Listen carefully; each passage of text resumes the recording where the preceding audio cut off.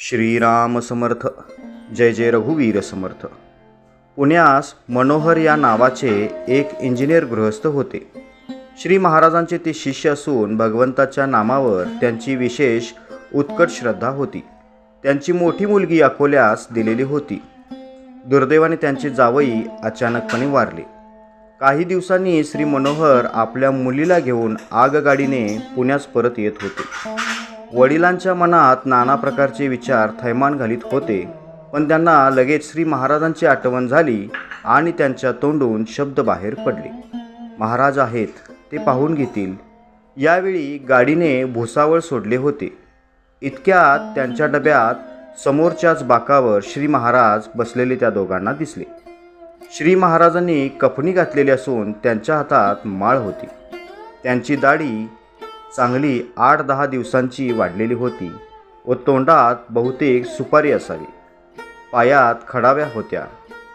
श्री महाराज त्या दोघांकडे पाहत होते आणि बापलेक श्री महाराजांकडे पाहत होते.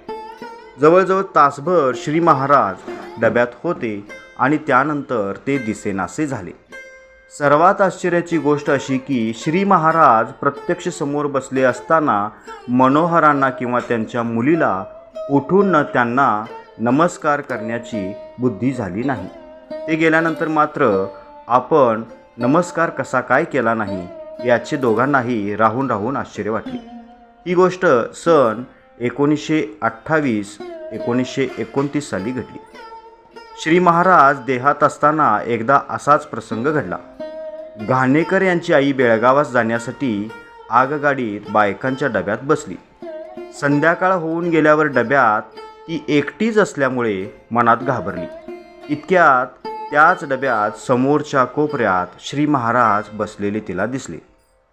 चांगले 3-4 तास श्री महाराज तेथे बसले होते. नंतर इतर बायका डब्यात चढल्यामुळे ते जागच्या जागी नाहीसे झाले.